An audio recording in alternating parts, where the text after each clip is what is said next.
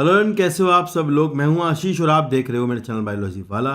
मैं आपके लिए वन शॉट वीडियोस का पूरा कवरेज लेके आया हूं जो कि नीट 2024 के लिए बायोलॉजी को कवर करेगा, जिसमें कि हम हर एक चैप्टर को एक ही वीडियो में कवर करेंगे, सारी कॉन्सेप्चुअल क्लैरिटी देते हुए और ये बताते हुए कि एनसीईआरटी से नीट 2024 में क्या कहाँ से पूछा जाता है। बस एक बार बिलीव करके आप मेरी वीडियो को पूरा देखिएगा तो आपको पता चल जाएगा कि इसकी वैल्यू आपके लिए कितनी होने वाली है। और अगर आपको वीडियो अच्छी लगे तो शेयर कीजिएगा, सब्सक्राइब कीजिएगा, दोस्तों को जरूर बताइएगा। तो करते हैं आज की वीडियो शुरू 11th क्लास के पहले चैप्टर से। साथ ही साथ हम 12th क्लास का पढ़ा रहे हैं, जो उसका लिंक मैं डिस्क्रिप्शन में डाल दूंगा प्लेलिस्ट का। वहाँ प्लेलिस्ट में सारी वीडियोज होंगी तो आप वहाँ से कर सकते हैं। करते हैं आज की वीडियो को शुरू। हमारा आज का टॉपिक है diversity in the living world. क्या है diversity in the living world? तो यार ये पहला है, इसमें से कुछ चीज़ें पार्ट कट गया है। अभी आजकल इसमें टेक्सोनॉमिकल एड्स वाला पार्ट कट गया है नए सिलेबस के अकॉर्डिंग, तो मैं नई एनसीईआरटी से पढ़ा रहा हूँ अपडेटेड वाली से, ठीक है ना। तो इसमें पहले यहाँ पे फोटो दिया है एक आदमी का, तो ये जो अर्नेस्ट मेयर का यहाँ फोटो है, तो यहाँ से एक सवाल बनेगा। जैसे यहाँ लिखा है कि the Darwin of the 10-20th century, तो ये क्वेश्चन मेरे ख्याल से यहाँ से आ सकता है। और दूसरा इनका एक अच्छा सवाल वो बनता है कि इन्होंने बायोलॉजिकल स्पीसीज इसका जो कॉन्सेप्ट है, मतलब कॉन्सेप्ट ऑफ बायोलॉजिकल स्पीसीज, वो दिया था। तो ये सवाल पहले भी आता रहा है, तो क्योंकि इनका फोटो यहाँ पर है तो वो आ सकता है क्वेश्चन, क्योंकि इनका फोटो है ना, तो इससे सवाल बना लेंगे, ऐसा ध्यान रखना, ठीक है ना। बाकी आप इस पैराग्राफ को एक बार देख लेना, बस इसमें से तो यही आएगा कि the Darwin of 20th century कौन है, तो आप बता दोगे अर्नेस्ट मेयर है, ठीक है। अभी अपन यहाँ शुरू करते हैं चैप्टर 1 द लिविंग वर्ल्ड। तो देखते हैं क्या लिखा है। How wonderful is the living world, the wide range of living types is amazing, the extraordinary habitats in which we find living organism, be it cold mountain, deciduous forest, oceans, freshwater lakes, deserts, hot spring, and leave us speechless. The beauty of a galloping horse on the migrating birds, the valley of flower, the attacking shark evokes awe and a deep sense of wonder. The ecological conflict and cooperation among a member of the population and among population of a community, or even the molecular traffic inside a cell, make us deeply reflect on what indeed is life. Actually ये कह रहे हैं कि cell के अंदर इतना ज़्यादा metabolism होता है, इतना ज़्यादा मॉलिक्यूल्स होते हैं, फिर उसके बाद प्रोकैरियोट्स हैं, यूकैरियोट्स हैं, उसके बाद मल्टी सेलुलर हैं, है ना। तो ये कह रहे हैं कि भाई इतना ज़्यादा कुछ है डाइवर्सिटी, तो इसे हमें आश्चर्यचकित करता है कि वास्तव में जीवन क्या है। तो यहाँ लिखा है कि this question has two implicit question within it. The first is technical one and seek answer to what living is oppose to the non living, and the second is philosophical one and seeks answer to what the purpose of life. जीवन का महत्व क्या है? And as scientist we shall not attempt answering the second question, we will try to reflect on what is living. तो ये कह रहे हैं कि भाई महत्व तो पता नहीं है हमें, पर हम ये जरूर देख सकते हैं कि लिविंग क्या है। तो पहले वाली बुक में यहाँ लिविंग होने की कुछ प्रॉपर्टीज दी गई थी जो कि आपने पहले पढ़ी होंगी। तो उसमें ये था कि एक तो मेटाबॉलिज्म था, कॉन्शियसनेस थी, है ना, रिप्रोडक्शन था और ग्रोथ थी। चार हेडिंग थे। तो उसमें ऐसा था कि ग्रोथ जो है वो नॉन डिफाइनिंग प्रॉपर्टी है, कि वो लिविंग को डिफाइन नहीं करती, और आपका रिप्रोडक्शन भी नॉन डिफाइनिंग था, वो लिविंग होने को डिफाइन नहीं करता। मेटाबॉलिज्म हालांकि डिफाइनिंग प्रॉपर्टी था, और कॉन्शियसनेस भी डिफाइनिंग प्रॉपर्टी में आता है। तो ये सवाल यहाँ से पहले आता था, बन सकता है, ध्यान रखना। लिखा है, if you look around you will see a large variety of living organism, be it potted plant, insect, bird, your pets और other animals and plants. There are also several organisms that you cannot see with our naked eye, but they are all around you. If you were to increase the area that you make observation in, the range and variety of organisms that you see would increase. कह रहे area बढ़ाने पर diversity बढ़ेगी. Obviously, if you were to visit a dense forest, you would probably see a much greater number and kinds of living organism in it. Each different kind of plant, animal, organism that you see represent a different kind of plant and represent a species. The number of species that are known and described range between 1.7 to 1.8 million. तो यहाँ से आपको ये सवाल बनेगा, normally याद रखना है 1.7 to 1.8 मिलियन स्पीसीज हैं, ऐसा मानते हैं। This refers to the biodiversity और the number and type of organism present on earth. We should remember here that as we explore new areas and even old ones, new organisms are continuously being identified. As stated earlier, there are millions of plant and animal in the world. We know the plant and animal is in our area by the and local name. तो ये कह रहे हैं कि भाई अपने area में जितने प्लांट हैं उनको तो आप नाम जानते ही हो। तो सीधा सीधा यहाँ पर अब नॉमेनक्लेचर वाले पैराग्राफ से शुरू हुआ है, ठीक है ना। And these local names would vary from place to place and even within a country. Probably you would recognize the confusion that would be created if we did not find ways and means to talk each other to refer to organism we are talking about. तो ये कह रहे हैं कि भाई ऐसी problem की बात है कि एक ही कंट्री में इतनी भाषा है, वहाँ भी चीज़ों के नाम अलग अलग हैं और हर देश में हर चीज़ के अलग अलग नाम हैं। मैंगो के ही दुनिया में पता नहीं कितने नाम होंगे। तो ये कह रहे हैं कि भाई हमें ऐसा एक नेमिंग सिस्टम बनाने की आवश्यकता है जिसमें कि सभी तरह के ऑर्गेनिज्म जो है उनका एक ही नाम हो और वर्ल्ड वाइड केवल वही चलता हो। तो उस पर ही बात करने वाले हैं। तो इसके लिए लोगों ने अलग अलग तरह के नॉमेनक्लेचर के मेथड दिए हैं। सबसे पहले इसमें पॉलिनोमियल नॉमेनक्लेचर आया था। पॉलिनोमियल में ऐसा था कि भाई नाम जो है ना वो बड़ा बड़ा होता था, मतलब एक नाम में ना कई नाम होते थे और उसमें उसके कैरेक्टर्स को दिखाया जाता था। फिर उसके बाद में बायनोमियल नॉमेनक्लेचर आया। तो बायनोमियल नॉमेनक्लेचर के बारे में यहाँ पढ़ाया जाएगा। इसके कुछ क्वेश्चन है वो मैं मार्क कर दूंगा, पेपर में आएंगे। ठीक है, देखो। Hence, there is a need to standardize the naming of living organisms such that a particular organism is known by the same name all over the world. This process called as a nomenclature. Obviously, nomenclature or naming is only possible when the organism is described correctly and we know to what organism the name is attached to it. This is identification. तो पहले ही कह रहे कि नई अगर organism मिलती है तो उसका आइडेंटिफिकेशन करो, उसका आप जो है तब नाम उसके सबसे बाद में रखने वाली चीज़ है। सबसे पहले आप उसको करेक्ट जो है उसकी जो प्लेस है उसके लिए तैयार करो, मतलब किस ऑर्डर में आएगा, किस क्लास में आएगा, कहाँ आएगा, तो उसको करो। उसके बाद आइडेंटिफाई करके मतलब चीज़ों को प्रॉपर अरेंज करो, उसके बाद फाइनली नाम रखा जाता है। In order to facilitate the study of number of scientists have established procedure to assign a scientific name to each known organism, and this is acceptable to biological all over the world. For plant, scientific name are based on agreed principle and criteria which are provided in International Code for Botanical Nomenclature. You may ask, ये इसकी full form याद करनी है ICBN की। You may ask how the animal named, animal के लिए आपको याद करना है, इसकी फुल फॉर्म याद करनी है International Code of Zoological Nomenclature. And the scientific name ensure that each organism has only one name. Description of any organism should enable the people as only in any part of the world. ये कह रहे हैं कि भाई दुनिया की किसी भी कोने में नाम वही चलेगा हर जगह, ऐसा नहीं कि नाम बदल जाएगा, है ना। फिर अगले पैराग्राफ में लिखा है कि biologist follow universally accepted principle for the nomenclature that is called as the binomial nomenclature.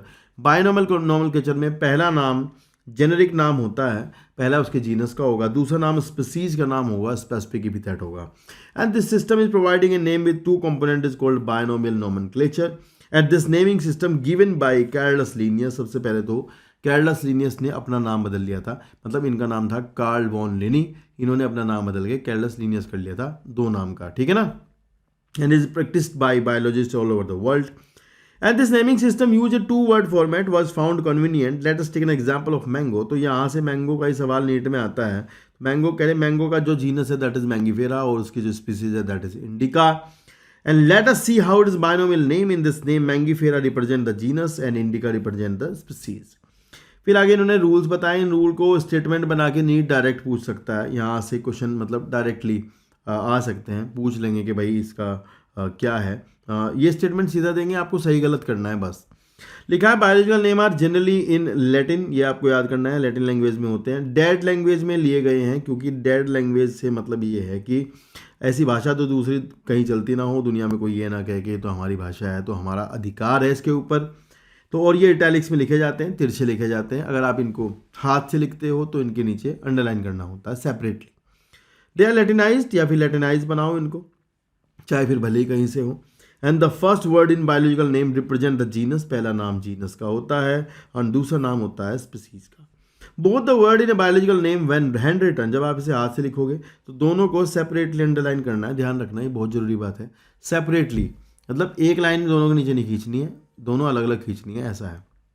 और printed italics on indicate the Latin origin, या फिर आप प्रिंट करो तो तिरछा प्रिंट करोगे, ठीक है। फिर लिखा है the first word denoting the genus start with a capital letter. जैसे अपना नाम लिखते हो पहला लेटर कैपिटल रहेगा और जो स्पीसीज का है वो छोटा रहेगा, जैसे कि मैंगीफेरा इंडिका। फिर लिखा है नेम ऑफ द ऑथर। अगर आपका ऑथर है, जैसे मान लो मैं अपना नाम जोड़ना चाहूँ या जिसने उसे ढूंढा है वो अपना नाम जोड़ना चाहता है, तो वो ध्यान रखना है वो एब्रीवेटेड लिखा जाएगा। पहली बात तो पूरा नाम नहीं लिखेंगे, छोटा लिखेंगे, मतलब 2-4 वर्ड लेटर। एंड फिर लिखा है मैंगीफेरा इंडिका लिन। तो यार ये नाम एक्चुअली यह पेपर में आता है, लिन मतलब लिनियस। तो इसमें ध्यान रखने की बात यह है कि ये तो इटैलिक्स में है इंडिका, और जो ये है आपका लिन ये रोमन में है, ये थोड़ा ध्यान रखना, ये रोमन्स में है और ये सीधा है, ये भी ध्यान रखना, ठीक है। मतलब ये तिरछा नहीं लिखा है, सीधा लिखा है, ठीक है। चलो फिर लिखा है it indicates that the species was first described by the Linnaeus, ठीक है। And since it is nearly impossible to study all the living organism it is necessary to devise some means to make this possible. मतलब कह रहे हैं एक बार में सारा कुछ तो पढ़ नहीं सकते, मतलब ये कह रहे हैं कि भाई हम ना एक ऐसा यूनिवर्सली एक्सेप्टेड सिस्टम बनाते हैं जिसके द्वारा चीज़ों को एक प्रॉपरली मतलब अरेंज किया जाए कि ये यहाँ है, मतलब वही किंगडम फाइलम वाला उसमें अरेंज करते हैं ताकि चीज़ों को क्लासीफाई किया जा सके, क्लासिफिकेशन करना है फाइनली, ये बात है। तो लिखा है since it nearly impossible to study all the organism in a single time and it is necessary to devise some means to make this possible, this process is classification.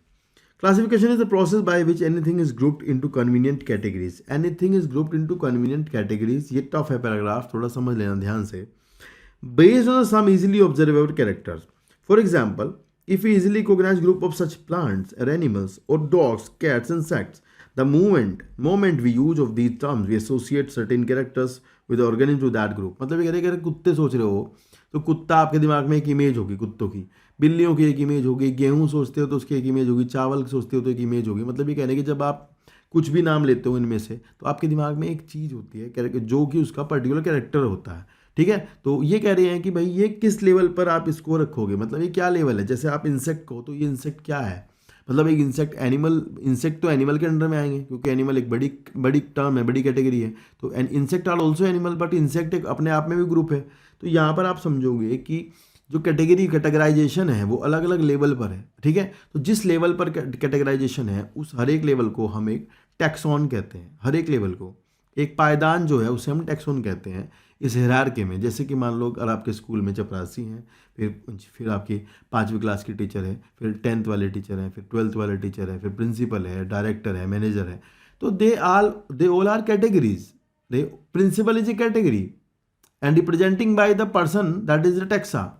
वो जो रिप्रेजेंट कर रहा है वो कोई टैक्सा है, उस time पर उस कैटेगरी को वो टैक्सा रिप्रेजेंट कर रहा है। तो इसलिए कैटेगरी टैक्सा एक ही बात है, पर ये समझने की बात है कि उस कैटेगरी को कौन सा टैक्सा रिप्रेजेंट कर रहा है। समझ रहे हो ना बात, हर जगह अलग होगा वो, ठीक है। ऐसा the moment we use any of these terms we associate certain characters with the organism in that group. What image do you see when you think of a dog. Dog सोचते हो तो कुत्ता ही आगे दिमाग में।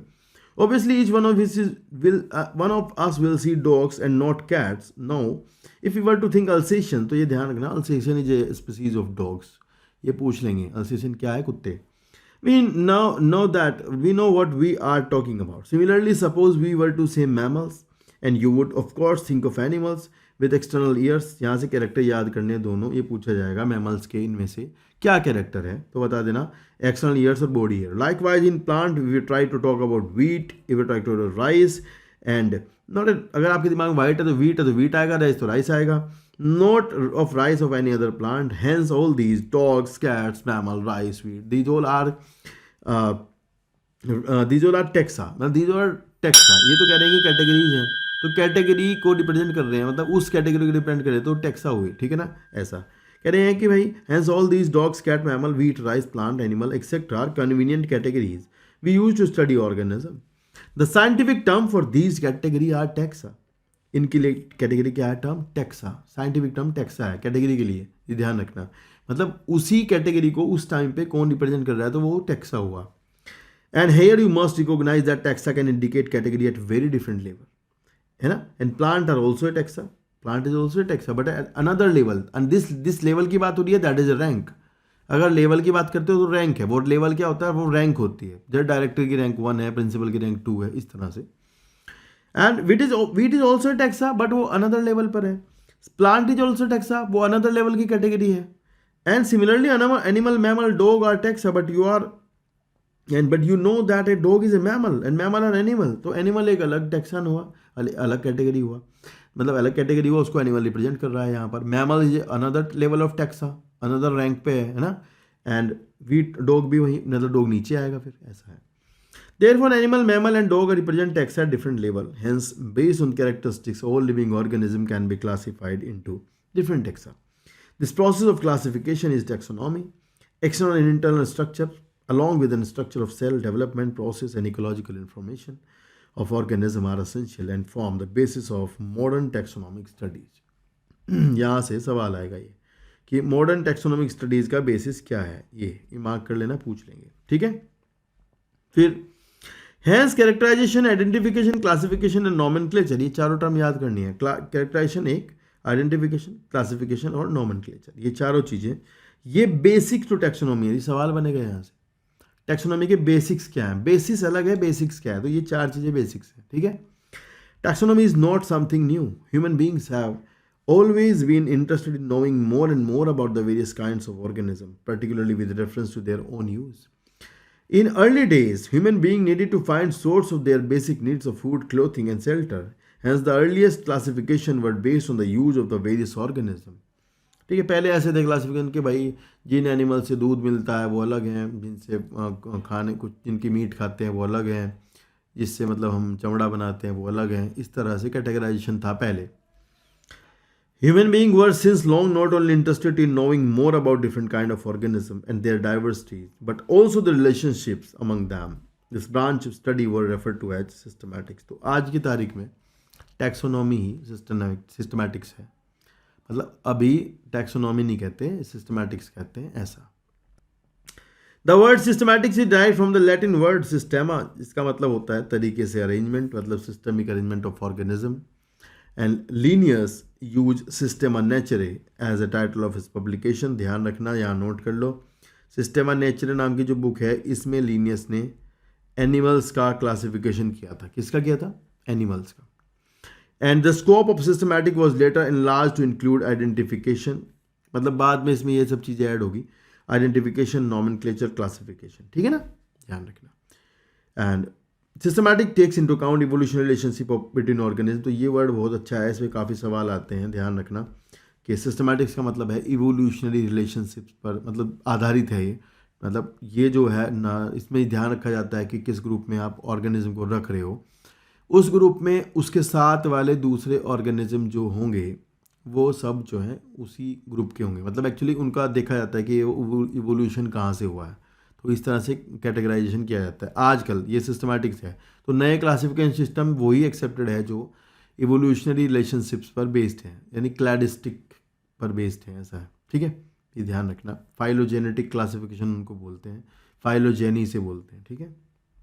नेक्स्ट है taxonomic categories, तो अभी अपन उन कैटेगरीज के बारे में बात करेंगे जिनके बारे में बात होती है। नॉर्मल जो कैटेगरीज हैं वो पढ़ाई जाएंगी, उनके बीच में जो है वो नहीं पढ़ाई जाती, मतलब जैसे स्पीसीज के नीचे सब स्पीसीज है, सब ऑर्डर है, ये सब नहीं पढ़ाया जाता यहाँ पे, ठीक है।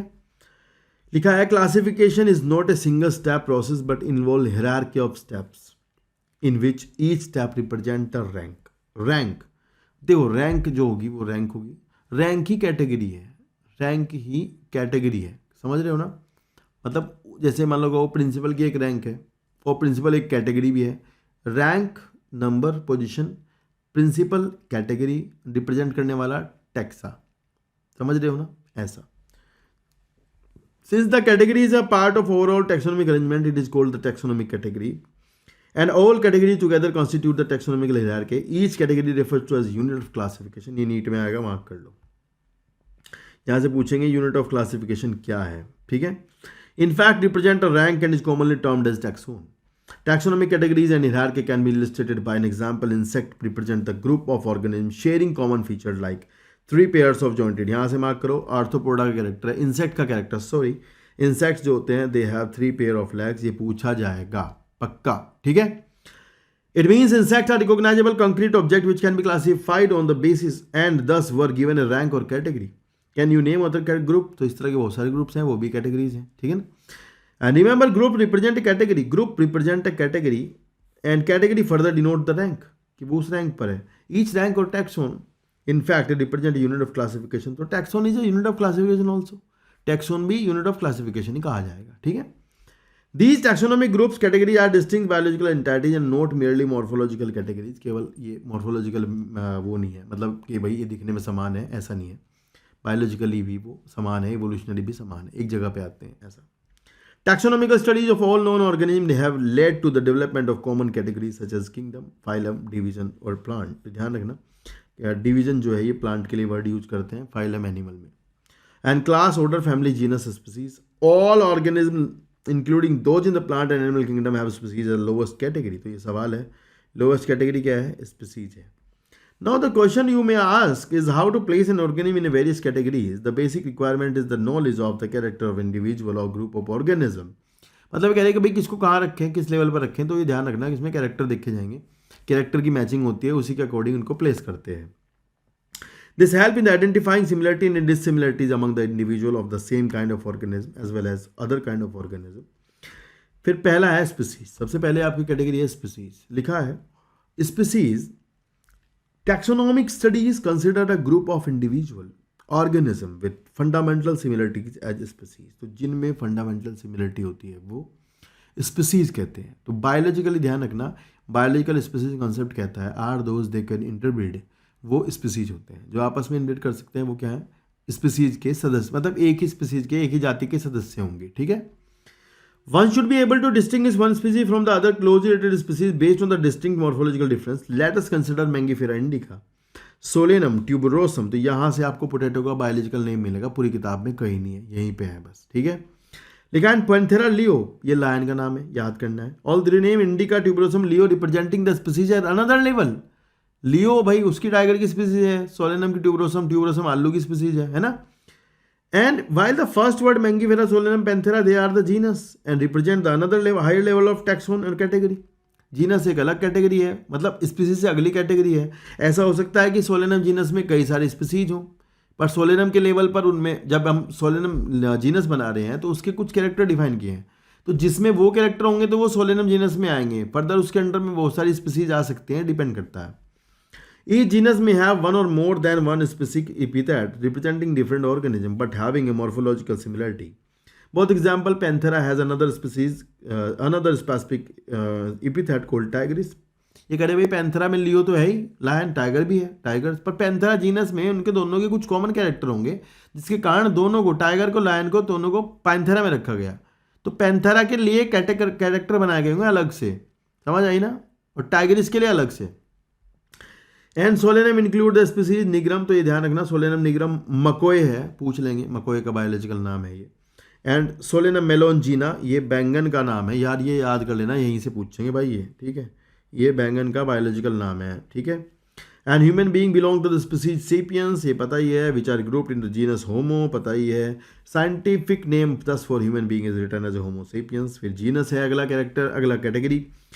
Genus comprise a group of related species which has more character in common in comparison to species in other genera। मतलब ये कह रहे हैं कि जीनस में, मतलब ये कह रहे हैं कि एक जीनस वो होता है, जैसे मान लो मैं यहाँ बताऊँ कि अगर ये है सोलेनम, ठीक है, और ये है पिटूनिया, ठीक है, तो सोलेनम जो है, सोलेनम के अंदर में कई अलग स्पीसीज हैं, इसके अंदर में अलग स्पीसीज है, मतलब इन दोनों की स्पीसीज के लेवल पर अगर इसकी स्पीसीज इसकी से मैच करोगे तो मैच नहीं करेगी ज़्यादा, पर यहाँ पर थोड़ा ऊपर जाओगे तो सोलेनम और पेटूनिया में भी कैरेक्टर अलग अलग होंगे। ठीक है, तो इसीलिए उन स्पीसीज को पेटूनिया में रखा गया अलग वाली को, और सोलेनम में अलग रखी गई हैं।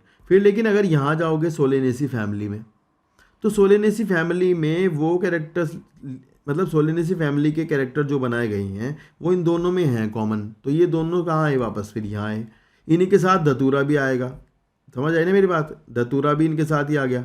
तो दतूरा और सोलेनम है ना, और पेटूनिया, ये सब सोलेनेसी में है क्योंकि इनके अंदर एक कॉमन कैरेक्टर है।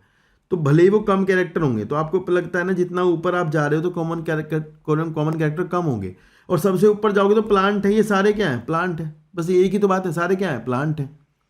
पर नीचे आओगे तो ज़्यादा कैरेक्टर मैचिंग होगी, तो अगर स्पीसीज लेवल पर जाओगे तो बहुत ज़्यादा कैरेक्टर मैचिंग होगी, लेकिन अगर ऊपर जाओगे तो कम होगी। तो ये लिखा है कि भाई जीनस एक ऐसी स्पीसीज का ग्रुप होता है जिसमें कि वो स्पीसीज रखी जाती हैं जिनका दूसरे जीनस की स्पीसीज के साथ कैरेक्टर मैचिंग कम होती है। And we can say that genera are aggregates of closely related species. For example, potato and brinjal are two different species, but both belong to the genus Solanum.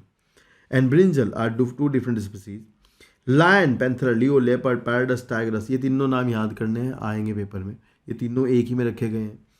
क्या क्या है, लियो है और पैराडस है और टाइग्रिस है। And several common features are all species of the genus Panthera. This genus differ from another genus Felis. Felis में आएंगी cats। तो फेलिस और फिर पैंथेरा, ये दोनों एक ही फैमिली में जाएंगे, फेलिडी में, समझ रहे हो।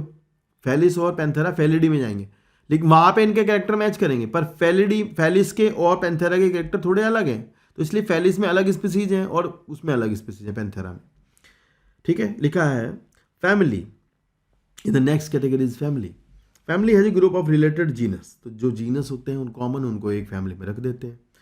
And with still less number of similarities as compare to genus and species, तो ऊपर जाने पर सिमिलरिटीज कम होती जाएंगी, ये नीट में आएगा।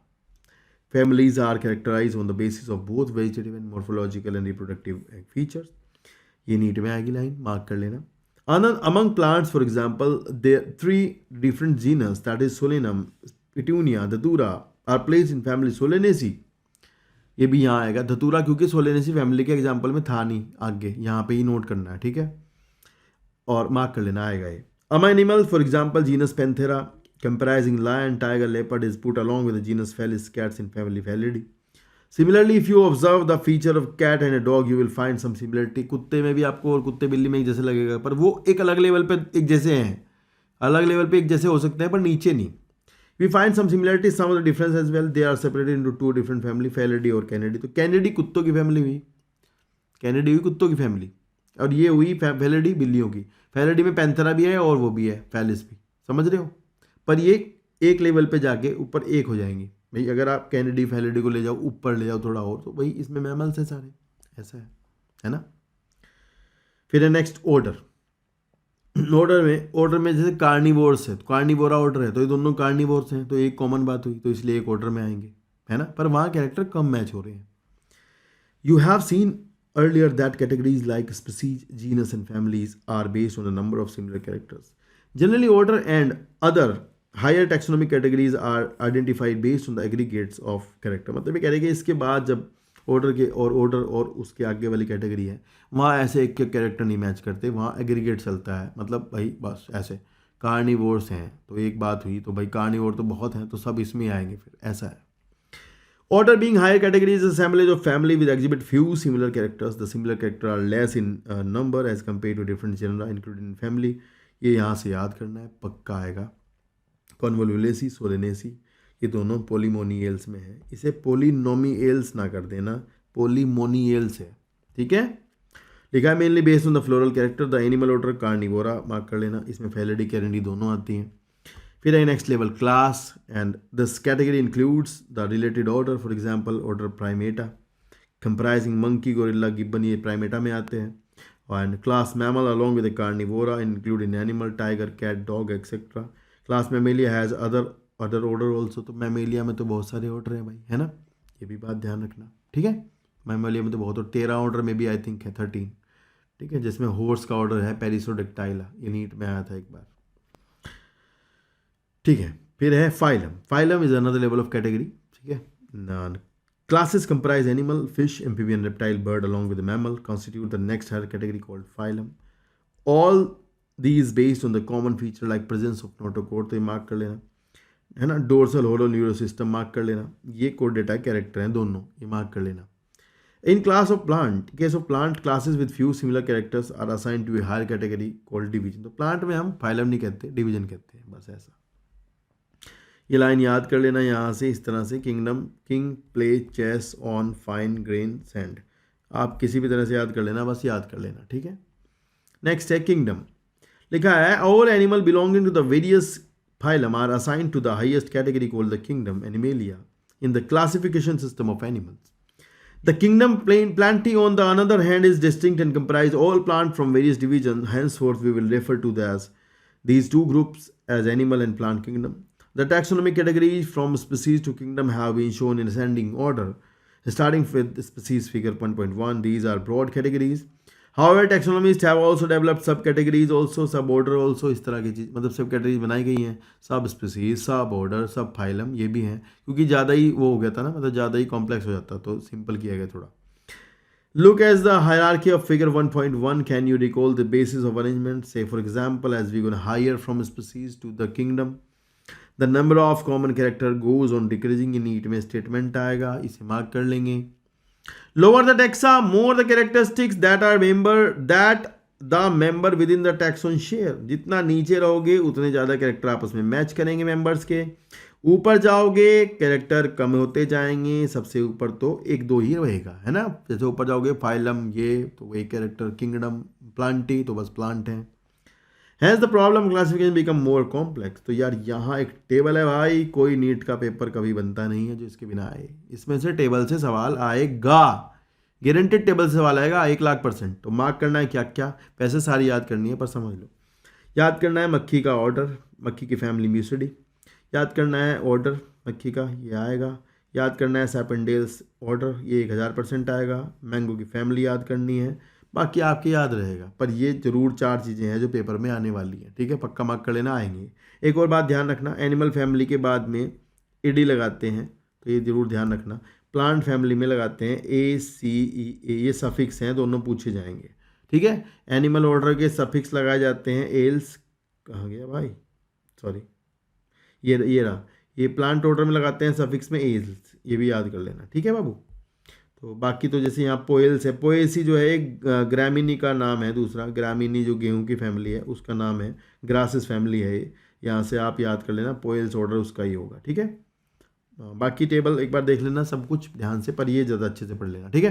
तो ये मेरे को लगता है नई किताब है और ये यहीं पे ख़त्म हो गया, देखो समरी चल गया। तो नई किताब में यहीं तक का दिया गया है और सिलेबस में भी टैक्सोनॉमी किड्स वाला हेडिंग कट गया है, तो अभी यहीं तक पढ़ना है आपको, इससे ज़्यादा नहीं पढ़ना है। तो ये था 11th क्लास का पहले चैप्टर। इसके बाद बायोलॉजिकल क्लासिफिकेशन की वीडियो आएगी, साथ ही साथ 12th क्लास में लगातार आप बने रहना, देखते रहना, वहाँ पर आपको प्रिंसिपल ऑफ इनहेरिटेंस मिलने वाला है। और CBSE बोर्ड वाले अगर बच्चे देख रहे होंगे इसको, तो उसके लिए मतलब जो बोर्ड पेपर देने वाले हैं, जो 12th की है जिन्होंने अभी, तो उनके लिए वरदान होगा, एक बार बस लग के देखना। बाकी आपने दोस्तों को शेयर कीजिएगा, कैसा रहा एक्सपीरियंस जरूर बताइएगा। थैंक यू सो मच पूरी देखने के लिए, टेक केयर, बाय बाय।